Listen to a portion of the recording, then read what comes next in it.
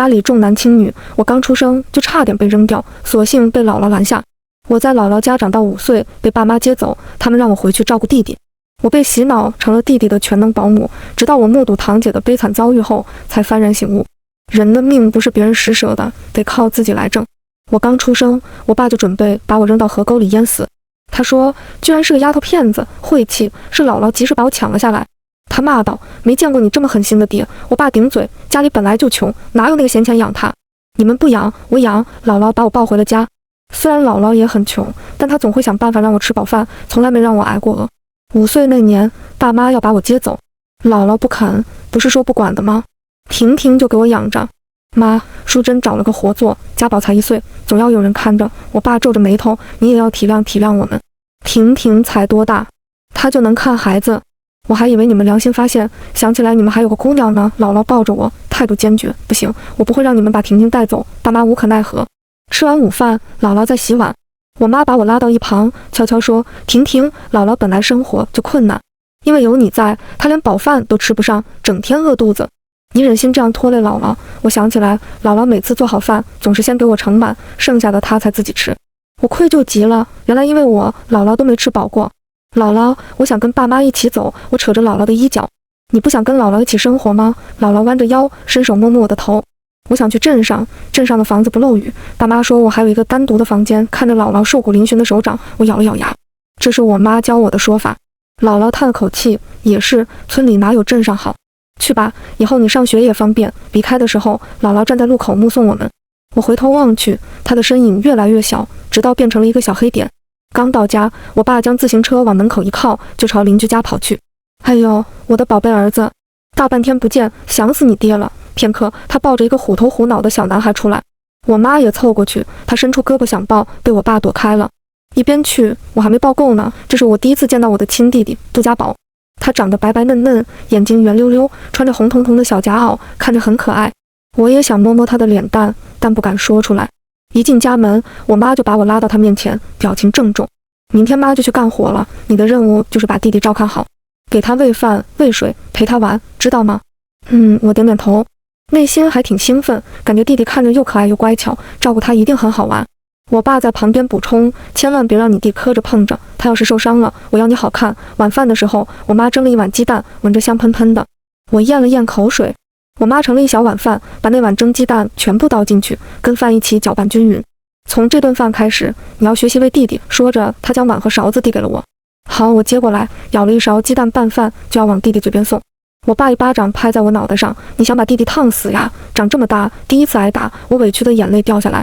再哭就不给你饭吃，我爸威胁道。我赶紧把眼泪擦干净，吹了吹勺子里的饭，再喂给弟弟。弟弟吃饭很不老实，一会手舞足蹈，一会咯咯笑，就是不好好吃。我耐着性子慢慢喂。爸妈已经吃完了，弟弟的一小碗还没吃好。他们两人进了里屋，堂屋里只剩下我和弟弟。我还没吃一口饭，肚子咕咕叫起来。看着懵懂的弟弟以及诱人的鸡蛋拌饭，我禁不住诱惑，带着胆子吃了一勺饭。哇，弟弟哭了。爸妈慌忙从屋里跑出来。宝贝儿子，怎么啦？来抱抱。两人围着杜家宝团团转。就在我惊慌失措时，杜家宝忽然伸出胖胖的手指，直接指向我。吃吃，他含糊不清地喊着。爸妈这才看向我，发现了我嘴角粘着的饭粒。我爸怒火中烧，一脚朝我踢来。5岁的我瘦瘦小小，被他一脚踹飞了出去。我撞到了墙上，又滑落在地，胸口剧烈的疼。我趴在地上，连动一动的力气都没有。死丫头，敢抢你弟弟的饭吃，也不看你配不配！我爸怒火冲天，他犹不解恨，一把将我拎起来，像扔垃圾一样扔到了门外。今天晚上不许进来，尝尝记性，看你下次还敢不敢。说着，他砰地关上了门。我在院子里趴了一夜，又冷又饿又疼，后来整个人失去了知觉。天快亮时，我妈把我拉起来，看我迟迟醒不过来，她有些惊慌，像电视里看的那样，舀了一瓢冷水泼在我脸上。半晌，我终于睁开了眼睛。我妈松了口气，开始冷着脸教训我，偷吃弟弟的饭，这确实是你不对，你爸打你罚你都是应该的，以后不能再吃弟弟的任何东西，知道了吗？我虚弱的有点神志不清了，凭着本能点点头，大声说出来，知道了吗？他继续问，直到我开口说出知道了，他才罢休。拿出一个冷馒头，他递给我，饿了吧？赶紧吃了，别让你爸看见，我已经饿到腿打颤了。拿过馒头，赶紧啃了起来。妈妈对你好吧？我边啃馒头边含糊应声。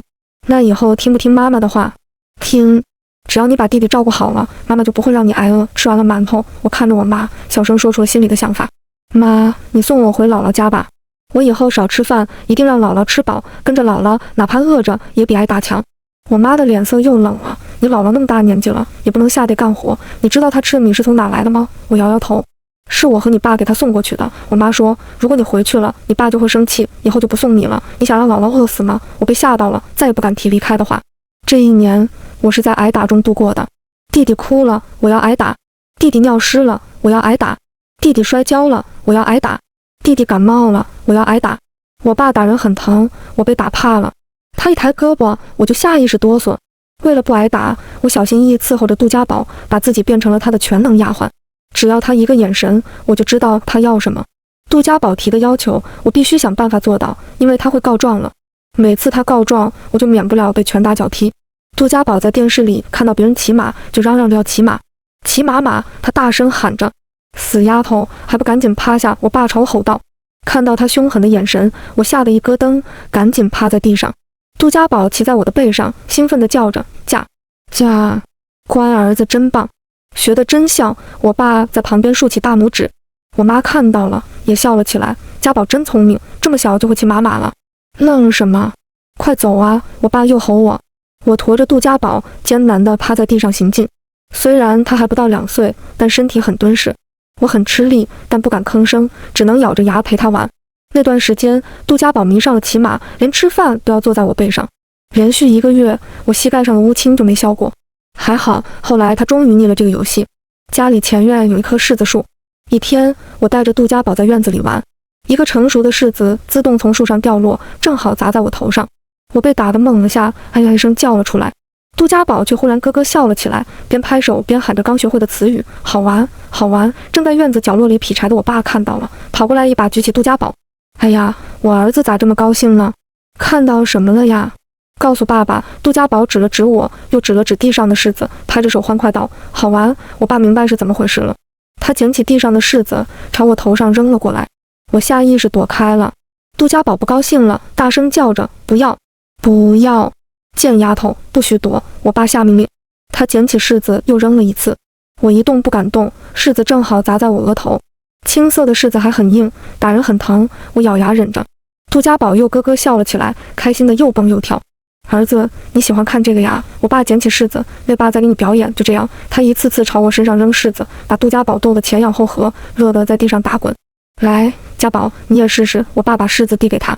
杜家宝拿着柿子扔过来，他力气小，柿子半路就落在地上了。他气得哇哇哭起来。贱丫头，站近点！我爸呵斥，一点眼色都没有。我挪到了杜家宝面前，这下他能扔准了。他捡起柿子，一次次扔到我身上，乐此不疲。过年，我们去大伯家走亲戚，他们家也是2个孩子，姐姐和弟弟。堂姐比我大5岁，堂哥比我大3岁。杜家宝和隔壁的小孩玩游戏输了，他把气撒在我身上。我喊他吃午饭的时候，他对我又抓又打。堂姐看到我脸上被抓出来的一道红印子，拉着我去了屋里。她拿出一盒药膏，细细擦在我的伤口处。堂姐的动作很温柔，药膏冰冰凉的，涂着很舒服。这是第一次有人帮我处理伤口，我觉得堂姐真好。还疼不疼？涂完药膏，她还对着我的伤口处吹了吹，一点也不疼了。我傻乎乎笑起来。你等着，我去给你盛碗饭进来。堂姐语气轻柔，你去桌上吃，还得伺候家宝，自己肯定吃不到2口饭。过了一会儿，堂姐端了一碗饭进来了。你在这慢慢吃，姐先出去忙了呀。我点点头。吃着吃着，我发现碗下面被米饭盖着几块肉，就着香喷喷的肉，我把一大碗饭都吃完了。自从到了爸妈家以后，这是我吃的最饱的一顿。我把空碗拿出去，经过堂屋，看到大家都吃完了。杜家宝可能是上午玩累了，这会儿正被我妈抱着，已经睡着了。我松了口气，不用陪他玩了。大伯和我爸跟几个隔壁的叔伯一起在院子里抽烟，堂姐在收拾桌子，我帮她把碗筷拿进了厨房。看到我拿起了扫帚，堂姐赶紧夺了过去。你去歇着，姐姐来扫。我妈把杜家宝放到里屋的床上，出来跟伯母坐在堂屋里，边烤火边聊天。扫完地的堂姐端来一盆热水，给堂哥洗了手擦了嘴，又去厨房忙了。我妈看了满眼羡慕，哎呀，来弟怎么这么听话呀？才10岁，干活就这么麻利，又是做饭，又是扫地，又是洗碗，还会照顾弟弟。你可真是享福呀！杜来娣是堂姐的名字，我们这里很多女孩都是这样的名字，盼着招娣带娣什么的。虽然我还小，但我觉得这样的名字不好听，不由得庆幸，还好当初我的名字是姥姥取的。杜婷婷，很普通的名字，但里面没有娣字，我很喜欢。伯母带着丝骄傲对我妈说：“你家不也有个丫头吗？”我妈不屑地瞅了我一眼：“别提了，这笨丫头啥都不会，连饭都没做过呢。”小丫头就是要教。伯母一副教导的口气：“5岁多了，也该学点活计了。”我们家来娣就是5岁开始做饭的，家务还好说，我就羡慕一点，来娣是真会照顾弟弟。你看她把佳明照顾得多好。早上佳明袖子打湿了一点，她赶紧就给换了件棉袄，还把湿的那件挂在外面晒。佳明烤火，她就把凳子拽远一点，怕他烫着了。这姐姐当得真好呀！你说这话我承认。伯母语气颇为自豪，来娣是真心疼她弟，伺候的也周到。你是咋教的呀？我学，以后也这样教婷婷。我妈虚心求教。伯母能咋教？你就告诉她，她弟以后是她的依靠，她的指望。以后她嫁人了，弟弟就是娘家给她撑腰的人，她自然就懂了。我妈若有所思。回家后，我妈问我知不知道镇子上的傻姑是怎么傻的。我摇摇头。被她丈夫打傻的。我妈又问知道她丈夫为什么敢打她吗？我还是摇头。因为她娘家没有兄弟，没人给她撑腰，她丈夫就可劲欺负她。你看她现在多可怜，人傻了，丈夫也不要她了，只能回娘家。她爹妈年纪也大了，他们以后死了谁管她？傻姑真可怜。我小声道。现在知道你有多幸福了吧？我妈总结道。她没有弟弟，但你有。以后你嫁人了，你丈夫就不敢欺负你，因为你娘家有弟弟撑腰。所以你要对你弟弟好，他就是你以后的仰仗。小小年纪的我还不懂什么道理，只觉得我妈说的对，弟弟是家里的宝，是杜家以后的顶梁柱，是我能依靠的人，我必须对他好。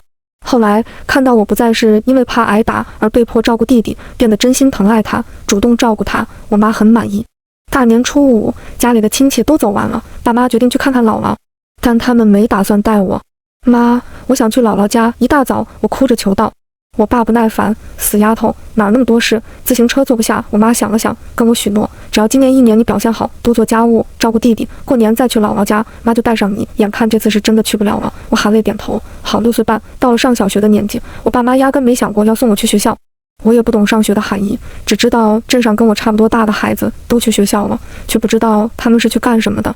9月都过了一半，镇上的书记和小学校长找到了家里。无论他们怎么劝，爸妈都不答应送我去上学。他去学校了，家宝怎么办？我爸指着玩弹珠的杜家宝。国家规定每个孩子都要上学，书记义正辞严，你们违反规定要罚钱的。那行，我们送他去报名，以后天天给他请假。我爸耍无赖，总不能不给请假吧？在我爸妈的胡搅蛮缠下，校长答应让我带着杜家宝去上学。我是全校唯一一个带着弟弟上学的孩子。杜家宝跟我去了一次学校就喜欢上了，不过他喜欢的是操场。经校长嘱咐，班主任特意在我旁边加放了一张凳子给杜家宝坐，但他根本坐不住。一到上课时间，他就开始哭闹，吵着要出去玩，根本没法上课。我只能带着他去操场，别人上课我就陪他玩。偶尔他心情好了或者玩累了，我哄一哄，他才肯跟我在教室做一节课。就这样，小学前4年，我连正常上课都做不到，更别说学什么知识了。直到5年级，杜家宝开始上1年级了，我才开始能安静上完每堂课。因为前4年基础打得一塌糊涂，老师上课我压根听不懂。班主任很负责，开始用课余时间帮我系统复习之前的课本。那时候我并不懂学习的意义。我妈说了，初中毕业就让我出去打工，20岁就嫁人。镇上好多女孩都是这样的，我习以为常。但老师主动帮我复习，我很感激。为了报答老师的好，我就拼命学习。不过学着学着，我就爱上了学习。我发现做出一道别人做不出来的题目，我会很有成就感。考试取得了好成绩，老师表扬我，同学们投来崇拜的眼神，我会很开心。最重要的是，在学校不用一天到晚干活，不用动不动挨打，不用照顾顽劣的弟弟，安安心心学习是一件多轻松的事呀。中考我考了全校第1名，不过镇上的教学水平有限，我的分数在全市排名就不是很突出了。是重点高中录取了我，承诺学杂费全免，除此之外就没有其他优惠了。我妈压根就没打算让我去，就去你堂姐那个厂，她跟那主管熟，让她打个招呼，要主管多关照你，我妈都给我安排好了。我妈正准备带我去堂姐家打听怎么坐车，堂姐却先来我们家了。我妈满脸笑容的迎接，在我妈眼里，堂姐哪哪都好，又懂事又听话。堂姐初中毕业就听伯母的安排去南方打工了。他1个月4500，厂里包吃住，平时没有要花钱的地方。每个月发了工资，他就只留200，其他全部寄回家里来。一说起他，我妈都羡慕得不得了。小沈，听说你想让婷婷去我们厂，她中考考那么好，你不让她读高中吗？堂姐在我身旁坐下，一个丫头片子，读那个高中有啥用哟？还不如早点出去挣钱。我妈给堂姐倒了杯水，你看你多好，这都给家里挣5年钱了。堂姐笑了笑，你知道我们主管一个月工资多少吗？多少？我妈问。7000，这么多？我妈瞪大眼睛。堂姐点头。那你知道为什么她能当主管吗？因为只有她有高中文凭。我妈愣了，高中文凭还有这么大作用？那当然，我也是出去了才知道文凭的重要。不只是能找到更高职位的工作，拿到更高的工资，还能让人高看一眼。堂姐小声说，就我那个主管已经被我们厂长看上了，要说给他儿子呢，以后他就是厂长的儿媳妇，未来的老板娘了。我的个天啦，那不是飞上天了？那可不是。我妈沉思了半晌才开口，那你的意思，婷婷还是得读这个高中？得读。堂姐语气肯定，虽然晚挣几年钱，但以后她指定能翻几倍给你挣回来。那天晚上爸妈商量了一番，第2天就决定还是送我去读高中。堂姐这次是回来结婚的，她今年刚好20岁，镇上的女孩子差不多都是这个年纪结婚，再大一点就会被说是老姑娘，以后不好嫁人了。我们这里的女孩基本都这样，命运一眼就能望到头。初中毕业就出去打工，工资交给家里，给弟弟或哥哥攒钱盖房娶媳妇。20岁左右回来嫁人，跟男方要一笔彩礼留给家里。用我们这里的话说，爹妈生养一个姑娘，这样才算是赚回来了。这姑娘也算是给家里做了贡献，报答了爹妈。堂姐要嫁的男人是大伯和伯母给她相看的。堂姐还没回来时，她爸妈已经先看了男方，觉得还行，谈妥了结婚的条件，对方答应了，他们才通知堂姐回来嫁人。对象给你找好了，回来把婚结了。他们在电话里这样通知堂姐。婚宴那天，我们一家去喝喜酒，我看到了堂姐的丈夫，据说他只比堂姐大6岁，但看上去老多了，5大3粗，皮肤黝黑，说30多岁都有人信。我听爸妈聊过这人，他以前结过1次婚，老婆生病死了，人家给20万彩礼呢，大哥真是赚大发了，我爸是这样评价的。不只是他们，镇上其他人都是一样的看法，觉得我堂姐嫁得不错。在众人眼里，那男人虽然结过婚，但没孩子，就跟头婚差不多。最重要的是，镇上的砖瓦厂厂长是他姑父，这男人在砖瓦厂帮忙管理货运，每个月工资也不少。他们说，堂姐能找到这样的人家，真是不错。至于长相、人品什么的，通通不重要。在我们这里，给姑娘相看对象，只要2点：是个男人，以及能挣钱。婚宴上，所有人都嘻嘻哈哈，欢笑一堂。只有我看着那个比堂姐还半个头的壮实男人，牵着表姐的手，一边敬酒一边跟别人说着荤话，心里无比难受。那个男人配不上表姐。虽然从小到大我看的电视剧和小说不多，但也懵懵懂懂受到一些启发，知道什么叫男才女貌，什么叫般配。堂姐长得漂亮，鹅蛋脸白皮肤，性格又温柔，还善良懂事勤快。她是我见过最美好的女孩子。我还曾想象过，以后堂姐会嫁给一个帅气的男孩子，他们手牵手肩并肩，看上去赏心悦目。可是现在，堂姐却和这样一个粗俗无礼的男人结婚了。她甚至还推着表姐，不顾她的不情愿，让她去给几个男人敬酒。我感觉很膈应，第一次理解了什么叫鲜花插在牛粪上。敬完酒，那男人坐在桌上跟人一起吃饭了。我看堂姐一个人回了屋里，就偷偷溜了进去。婷婷，堂姐冲我招手过来。姐，你饿吗？我去给你端点吃的过来。我看到她没有吃一口饭。不饿，堂姐摇头，就是有点累，歇会就好了。你在这陪陪姐。姐，你喜欢那个男人吗？迟疑了一会，我还是问出来了。堂姐笑了，那笑里带着一丝无奈。结婚前，我跟他一共就见了3面，说什么喜不喜欢的。那你为什么要嫁给他？这里面有太多身不由己了，一时也说不清楚。堂姐温柔地看着我，你以后要好好读书啊，争取考上大学。出去打工了，我才知道，原来读书真的很重要。我点头承诺。堂姐手伸到枕头下，摸出了一个红包，这是给你的。我不要。听话，拿着。堂姐把红包硬塞给我。小沈虽然答应了送你去读高中，但以后肯定舍不得给你生活费，你留着自己用，别告诉他在女方这边办完婚宴，第2天还要去男方那边。爸妈带着杜家宝过去了，不让我去。我知道，主要是我没有一件像样的衣服，他们嫌我去丢人。从小到大，我都是捡亲戚家的旧衣服穿，他们从没给我买过一件新衣服。等他们都走了，家里只剩我一人。这是从小到大我第一次一个人待在家里，不用带杜家宝。趁着这个机会，我决定实施早就计划好的事，去乡下看姥姥。5岁那年，我离开姥姥家，就再没有见过她了。爸妈偶尔过年回去一次，但都不带我。现在想来，之前说什么只要我表现好，过年就带我去姥姥家，完全是骗小孩的话。我期盼了一年又一年，直到再也不抱希望。平时只要在家，我就要做家务，照顾杜家宝，没时间离开一步。其实我早就打听好了姥姥那个村子所在的位置，但就是没机会去，一直等到今天。去乡下没有班车，我就不行走过去。听说走到村里大概需要2个多小时，我走了将近3个小时，终于到了村里。村里房子不多，凭着小时候模糊的印象，我来到了姥姥家门前。还是记忆中的土房子，不过屋顶和墙壁都整修过，看起来是不会漏雨了。推开虚掩的门，我看到坐在堂屋里的小老太太。姥姥比记忆中的模样老了很多，瘦瘦小小，佝偻着背，头发花白。她正在吃午饭，桌上摆着一盘炒黄瓜。听到声响，她抬起头，愣了愣，才颤颤巍巍站起来。婷婷，姥姥，我奔过去抱住了姥姥。来，快坐下。姥姥看看她，拉着我坐在凳子上，眯着眼笑。哎呀，我外孙女长大了，这么高个子了。你等着呀，姥姥给你拿糖吃。说着起身朝里屋走。姥姥，你的腿。我看着她一瘸一拐的样子，忍不住叫出来。哎呀，前几年不小心摔了一跤，没当回事，在床上躺了几天，后来就成这样了。爸妈都没告诉我。我咬着嘴唇。别哭，没事啊，早就好了。现在也不疼，就是走路有点慢。姥姥慌着过来给我擦眼泪，不然啊，姥姥早就去镇上看你了。以前啊，走2、3个小时就能去镇上，现在这样慢悠悠拐着，走到天黑，不知道能不能到。都怪我没能早点来看姥姥，要是早点来就好了。我越哭越伤心。姥姥叹气，你妈也是个心狠的，过年也不说带你一起过来。中午，姥姥把家里养的鸡杀了一只，炖给我吃了。这是第一次我吃到了鸡腿。因为晚上爸妈就要回家了，我必须在他们之前赶回去，所以下午就得往回走。走的时候，姥姥去屋里拿了几百块钱，硬是要塞给我。我怎么可能要？拼命推辞。你吃饭还要爸妈补贴，攒点钱不容易，我不能拿你的钱。姥姥，你留着给自己买点吃的穿的。胡说，谁要他们补贴？你听谁说的？我就把小时候我妈威胁我的话告诉了姥姥。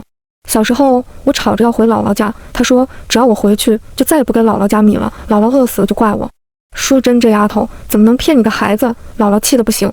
听了姥姥的话，我才知道原来这些年爸妈从来没给过姥姥1颗米1分钱。姥姥只有2个女儿，我妈和姨妈。姨妈嫁得远，后来跟着丈夫去了外省，很少回来。姥爷去世的早，姥姥很能干，年轻时一个人种田，养大2个女儿。等2个女儿都嫁人了，她也老了，干不动农活了，就把家里的田租给了别人种。租田的人每年打新粮食，按斤数付给姥姥当田租。姥姥说她一个人都吃不完。你爸妈每年回来，我都给他们带一些当年新打的米面回去。原来不是爸妈在补贴姥姥，而是姥姥在补贴他们。姥姥说她一个人不缺吃穿，每年还会采菊花、金银花等晒干了卖，挣点外快。村里每个月还有100多的补助。这钱本来就是给你攒的，有好几次我都想托人给你带去，又怕被你爸妈知道了。钱到了他们手里，哪还有你的份儿？姥姥硬是把500块钱塞给我，听话拿着。你考了那么好的成绩，这是姥姥给你的奖励。高中开学，我要去市里，学校要住宿，1个月才能回家一次。走的时候，爸妈给了我50块钱。像你这么大的丫头，人家都开始挣钱了，就你还花钱，省着点知道吗？我爸骂骂咧咧。50块钱用1个月，就算每天吃馒头也不够。但我不想节外生枝，就没吭声。手里还有堂姐和姥姥给的钱，我只想能顺利去读书。在学校只用安安静静学习，很幸福。随着学到的东西越来越多，见的人越来越多，我的眼界和见识也逐步增加。我发现城里有很多人家都是独生女，原来每个家里不是必须要有个男孩来传宗接代的，女孩也可以享受父母的宠爱，不用让着家里的男孩。我们班有一对龙凤胎，男生经常嚷嚷着爸妈重女轻男，每次2人发生矛盾，他们爸妈总是训斥男生，说他是男子汉，要让着女孩子。男女平等这句小学就学过的话，原来不只是空口号，而是在很多地方都真正实现了。外面的世界真好，我都不想回去了。学校每个月放天假，一开始我还按时回去，后来发现爸妈每次给50块钱的时候都要骂我一顿，生怕他们反悔，不再让我去上学了。我后来放假了也不敢回去了，改成了直接去姥姥家。我骗爸妈，放月假的那一天，我去打零工，给自己挣生活费。他们欣然同意，因为连那50块钱都不用给我了。其实学校里每次小考大考，还有各种竞赛，取得好成绩了都有奖金。我的成绩一直保持在年级前3名，每次都能拿到奖金。这些钱就够我的生活费了。我没告诉爸妈，高中这几年在学校就认真学习，放假了就去姥姥家，这是我从小到大最轻松的一段日子。高三寒假，我在市里找了份餐馆洗碗的工作，一直做到8月29才回家。刚到家，杜家宝就窜了过来，贱丫头，把打工的钱给我，我要买新手机。不行，这是我下学期的生活费，我断然拒绝。爸，贱丫头不给我钱，杜家宝跑去告状了。他从来没喊过我姐，一直就是贱丫头叫着，爸妈也不管。我爸大步走出来，一巴掌扇在我脸上。挣了多少钱？都拿出来，他命令道。我从书包里掏出来一把钱，递给了他。就这么点，他点了一下钱，干了10几天，才800多。人家说我是未成年，都不想要我，求了好久才答应让我做的。我爸没吭声了，把钱递给杜家宝。乖儿子，拿去买手机。这哪够呀？杜家宝嫌弃道。差多少？爸给你添上。杜家宝这才有笑脸了。其实这次挣了1300多，我自己留了500。这800多本来就是准备拿出来给他们的，因为我知道不拿钱他们是不会放过我的。还有半年就高考了，我不想多生事端，加上我自己平时攒的各种奖金，下半年的生活费已经够了。至于大学的学费和生活费，等高考以后再想办法。做好饭了，我妈进厨房端菜，忽然说了句：“对了，明天去看看来弟，他快不行了。”我心里一咯噔，姐怎么了？什么叫不行了？流产了，在镇上医院呢，看着就差最后一口气了。我妈轻描淡写。我放下手里的锅铲，把腿朝外跑。请问杜来弟在哪间病房？到达护士台时，我已经满脸泪水。推开病房的门，我看到躺在病床上的堂姐，她脸色蜡黄，单薄瘦弱的像一片纸。别人的病床前都有人守着，就她孤零零一人躺在那里。姐，你怎么？我抓着她的手，眼泪大颗大颗的掉了下来。婷婷，堂姐艰难地扯出一个笑容，你来啦？听说你总考第1名，真好。我不知道为什么，结婚短短2年半，堂姐就变成了这副样子。以前她虽然也瘦，但总是精神饱满，笑容灿烂。这场婚姻到底给了她怎样的折磨？我问堂姐发生了什么，她一直不肯说，只是交代我一定要好好学习，考上大学。除了你自己，没人能当你的靠山。杜佳明过年回家，带了女朋友上门。大伯和伯母忙着在家伺候儿子和未来儿媳妇，没空来医院照顾堂姐。堂姐的丈夫一家也没人过来。我每天做了饭，拿到医院给堂姐，晚上也在病房陪她。可是堂姐的状况越来越差。大年初5，堂姐嘴角挂着笑容，喃喃着解脱了，离开了这个世界。堂姐的葬礼上，我见到了她丈夫一家人。从大伯和伯母跟他们一家的争吵、互相指责、讨价还价中，我拼凑出了事情的真相。原来堂姐的丈夫有暴力倾向，喜欢打人。他的前一任老婆说是因病去世，不知道是不是跟他的家暴有关。这人酗酒，一喝醉了就对堂姐拳打脚踢。一开始堂姐还回娘家说过，但伯父伯母总是让她忍一忍。有一次堂姐被打得狠了，偷偷回娘家躲着。她丈夫找了过来，伯父和堂弟这2个大男人不仅没找那男人算账，反而一见到人家就怂了，乖乖把堂姐交了出去。那男人得意洋洋地拎着堂姐回去了，从此打起堂姐来更加肆无忌惮了。从那以后，堂姐就灰心了，麻木地忍受着丈夫的家暴，再也没回过娘家求助。今年堂姐怀孕了，她丈夫却丝毫不顾及她的身体，说打就打。堂姐5个月的身孕被她打得流产。她丈夫丢下3万块钱给伯母，让她去医院照顾堂姐。伯母喜滋滋收下了钱，却把堂姐扔在医院不管。一次次被暴力摧残的堂姐，身体本就虚弱不堪，这次流产是压死骆驼的最后一根稻草，她终于没能扛过去。2家人都没料到堂姐就这么没了，开始互相推卸责任。经过一番谈判，最后这件事以堂姐的丈夫赔给伯父一家10万块钱告终。从此以后，2家再无关联，所有是一笔勾销。这一刻，我感到无比心寒。堂姐的一条命，在伯父伯母眼里就只值10万块钱。等那男人一家走了，伯母赶紧拿着银行卡，说要去银行看看到账没有。回家的路上，我妈还对我爸说，大哥一家养了来弟一场，也算值了。肯定值啊！我爸说，来弟打工5年，工资都给了他们，这都有10几万了。彩礼要了20万，现在人没了，又要了10万。你算算，这都有多少钱了？我忍不住打个冷战。在他们眼里，女孩根本就不是家里的孩子，甚至连人都算不上，只能算是一个挣钱的工具。他们会计算养大一个女孩要多少钱，最后女孩能回报家里多少钱，只有回报大于付出了，他们才会觉得没白养。过几天再去伯父家里，他和伯母已经在商讨要用赔的那些钱盖一栋房子，准备给杜佳明娶媳妇了。仿佛堂姐的死还没家里的一头猪死了重要。我感觉四周都是冷飕飕的风，沁人心肺的冰冷。这时，我想到了伯母和我妈经常在一起聊的天，也是常年来他们对我和堂姐洗脑的话。他们说，女孩子要帮衬家里，要对弟弟好，因为以后嫁人了，弟弟就是娘家的依靠，娘家有仰仗，婆家才不敢欺负你。而事实上呢，堂姐每次被家暴回娘家求助，没有任何人帮她。这些所谓的依靠不仅没能庇护她，反而亲手将她推入深渊。我这才明白，堂姐临终前说除了你自己，没人能当你的靠山时，是有多心灰意冷。她全心全意为家人付出，却换不来他们的一丝真情。这里太可怕了，我只有一个想法，逃离这里。还没开学，我就拎着行李匆匆去了市里。在紧张的学习中，高三下学期眨眼就过。高考前，学校放假3天，我回了趟家，因为学校宿舍关闭，做全面检查，不能住人。陈哥，这就是我家，很近吧？您满头大汗的，进来洗把脸吧。正在堂屋里复习功课的我，听到说话声，抬起了头。只见杜家宝点头哈腰的把一个身材高大的年轻男人引进了院里。那男人20出头，染着黄毛，光着膀子，手指夹着烟，一看就是不良青年。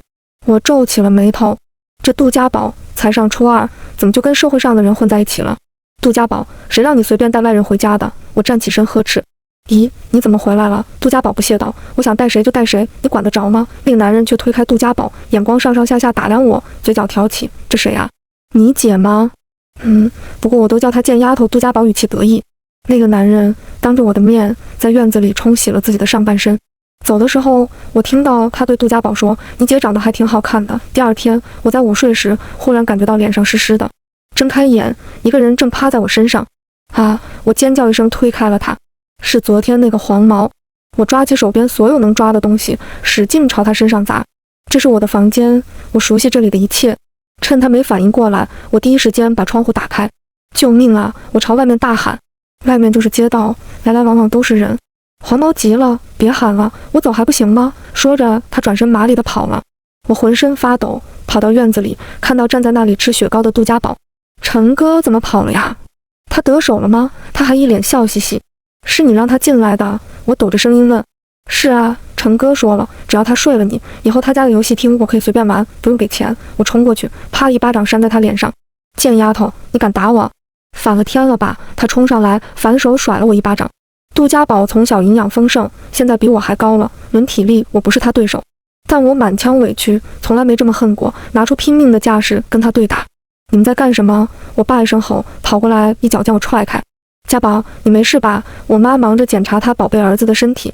连你弟都敢打，你找死！我爸走过来，连踢了我几脚，我疼得缩在地上，一口血吐了出来。爸，打死他！打死这个贱丫头！杜家宝在一旁叫嚣。听到动静的邻居们走了进来。哎呀，怎么对孩子下这么狠的手？隔壁的婶子把我扶了起来。我为什么打杜家宝？你知道他做了什么吗？我看着爸妈冷笑。做了什么你也不能打他。我妈瞪我。他找人来强暴我。我大声吼道。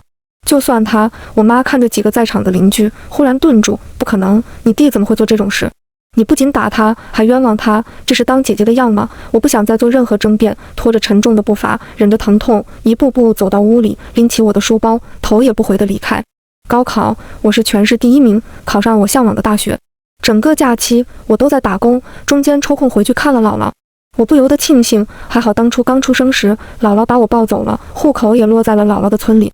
不用回家，我到村里办了户口迁移的手续，顺便给助学贷款的申请盖了章。大学2年，我再也没回去过。大3时，我接到了初中班主任的电话，你爸妈找到学校，哭着问你的联系方式，说你姥姥病得很重，想看看你。上大学之前，我给姥姥买了一个老人机，每个星期都会给她打电话。前几天打电话时，她明明还中气十足啊，怎么就病了呢？我慌忙拨电话过去，可是一直没人接听。第2天，我请假赶回家里，我很担心，如果见不到姥姥最后一面，我一定会自责死。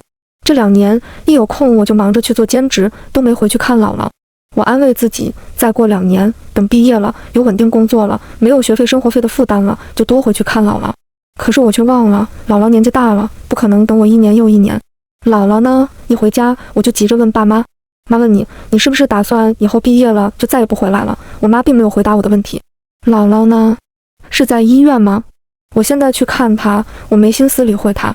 看我走到门口了，我妈大声道：“你姥姥没事，她在家呢，我们只是把她手机拿走了。”我松了一口气，没事就好。所以你们故意把我骗回来的。我反应过来，妈刚才问你的话，你还没回答呢。哦，是啊，我点头。杜家宝对我做出那种事，你们觉得我应该回来吗？妈的，老子当年就不该让你去读高中！我爸气得一脚踹开凳子，心都堵野了。就是啊，爸，以后他不回来了，挣再多钱跟咱们也没关系啊。杜家宝附和，咱们是一分钱也见不着的。我妈接话，就按我们之前说的那样，让她嫁给刘天赐。她是个大学生，刘家说了，彩礼愿意给60万的。我浑身发冷，什么刘家，什么嫁人，什么60万，我怎么听不懂？我爸一把扯过我身上的挎包，把里面的手机拿走了。你不用听懂，只要按照我们的吩咐来，让你做什么就做什么就够了。说着，他又将我推进房间，并把房门从外面锁上。放我出去！你们这是非法拘禁！我拼命拍门，可是外面一点动静都没有，他们都离开了。我无力地靠在床上，开始思考对策。刘家，刘天赐，我知道他们说的是谁了。镇上的首富开了一家罐头厂，听说去年把厂子转到市里了。刘家之前有2个儿子，大儿子比我大2、3岁，天生痴傻，名字叫刘天赐。小儿子比我小个几岁，初中时去河里游泳，不小心淹死了。现在刘家就剩刘天赐这个傻儿子，他爸妈急着给他说个对象，给刘家传宗接代。去年我在小学同学群里就看过他们讨论，说是刘家想给刘天赐娶个大学生媳妇，大家都笑他们家异想天开。没成想，最后这个人选落到了我头上。这会去跟爸妈讲什么违法？他们根本听不进去。在他们看来，我是他们生的，他们就有权利决定我的人生。我不是一个独立的人，而是他们的所有物。堂姐的人生悲剧就是血淋淋的教训，我不想被他们拿捏，赔了自己的一生。我必须反抗。可能是怕迟则生变，当天晚上我妈就拿了一套红色的喜服给我，这可是刘家专门请大师傅做的，上面都是手工刺绣呢。我妈把喜服递给我，你试试合身。我不是，这可由不得你。我妈抖抖手里的衣服，冲外面喊：家宝，进来，给我按住他。杜家宝忽地冲了进来，伸手就将我按在了床上，开始撕扯我的衣服，还趁机扇了我2巴掌。男女的力气有着天然的差别，我毫无反抗之力。眼看衣服就要被扯开，我哭喊着：放开我，求求你们了！我妈冷笑：这些年对你太放任了，也该尝尝教训了，你得知道该对谁屈服。对不起，我错了，我自己来。我放声大哭。早这么听话不就得了？我妈一个眼神，杜家宝放开了我，他们2人走了出去，将门关上。我哭着换上了衣服，还行，大小合适。我妈进来评价了一番，满意离开。等到门从外面锁上了，我跑到床上，拿起了竖在角落的手机。我爸从包里搜走的那个，是我从同学那里买的一个2手的手机，准备回来给姥姥的。姥姥总是在电话里说想看看我，我就买了这个能视频的手机，还没来得及给她。而我自己的手机放在裤兜里，爸妈都没发现。我打开手机相册，刚才他们强迫我换衣服的场景已经完整被拍摄下来了。第2天，爸妈就要将我送到刘家去。我跪在他们面前，求求你们了，我不想嫁给刘天赐，我还要上学，哪怕我将头都磕破了，他们也没有一丝动容。别磨蹭了，赶紧把衣服换好，别逼我们动手。我爸冷冷威胁。等他们出去了，我换好衣服，将刚才拍好视频的手机收了起来。所谓的结婚，连个婚礼都没有，因为刘家不敢办，怕我在亲友面前大闹。他们想要的只是有个人能给刘天赐生孩子，婚宴有没有都一样。我被直接送到了刘家。晚上，他们把我和刘天赐关在一个房间里。刘天赐直接往我身上扑，我吓得尖叫：别过来，你走开！刘天赐虽然人傻，但力气大，压得我不能动弹。嘿，他们说要让你生孩子，好玩。他边说边扯我的衣服。妈妈说要把你脱光光。我挣扎了几下，感觉拍得差不多了，拿起床头柜上的水杯，猛地朝他头上砸去。刘天赐捂着头，呜呜哭了起来，好疼，好疼！我要告诉妈妈。趁着他哭得间隙，我捡起手机，拨打了报警电话。因为有视频为证，加上我爸妈银行卡收到的60万，他们和刘家涉嫌拐卖妇女，全部被逮捕。而杜家宝因为未成年逃过一劫。我并没有惋惜，因为我知道他这样的人迟早会自取灭亡。他本来就缺乏管教，无法无天，现在爸妈又进监狱了，更没人束缚他了。果然，没过多久，听说他跟那个陈哥因打架斗殴，把一个人打成重伤。陈哥被捕，而杜家宝进了少管所。听了这个消息后，我特意回了一趟老家，去探望了爸妈，把杜家宝的情况分享给他们。看，这就是你们刘家的顶梁柱，你们的宝贝疙瘩，现在成少年犯了。我妈对我破口大骂，后面又哭着求我，那是你亲弟弟，你不能不管他。我爸愤怒的想要冲过来打我，被警察拦住了。看到他们这样无助凄惨，我才觉得出了口气，浑身畅快。回到镇上，我并没有走，我还在等一场官司的结果。堂姐的丈夫，那个家暴她的男人，之前的前妻也是被他打死的。那家人手里还有证据，只是迫于对方的势力，不敢报警。我找到了他前妻一家人，百般劝说，并承诺给他们出钱打官司，他们才终于答应去报警。官司已经持续了几个月。这天，我终于等到了电话，有结果了，那个男人输了。在法庭上，他因承受不了心理压力，最终崩溃了，承认自己的暴力导致两任妻子的死亡。我去墓地看了堂姐，告诉了她这个好消息。我还给她讲了大伯一家的事，想让她高兴高兴。杜家明迷上了赌博，结婚时给他盖的新楼房都被他输了出去。他和他老婆又搬回了伯父的老院子住，他老婆挺厉害，把伯父伯母都赶出去了。现在他们两个老人家在镇上租了小破房子住，临到老了连个窝棚都没有，也算是报应吧。坏人最终都没有好结果，真是大快人心。笼罩在心间多年的阴霾终于消散，我可以一身轻地离开这个地方了。我跟姥姥说要带她去城里，以后我照顾她。姥姥笑着答应了。跟姥姥离开的那天，经过派出所，我看到家暴堂姐的那个男人戴着手铐，被警察押上车。他低着头，缩着肩膀，再没有以前的趾高气扬，像一条恶心巴拉的狗。看到他这样，堂姐应该会开心吧。我抬头看天空，仿佛看到了堂姐微笑的脸，一如既往的温柔。堂姐，下辈子一定要投胎个好人家，不要大富大贵，只要有真心疼你的爸妈就够了。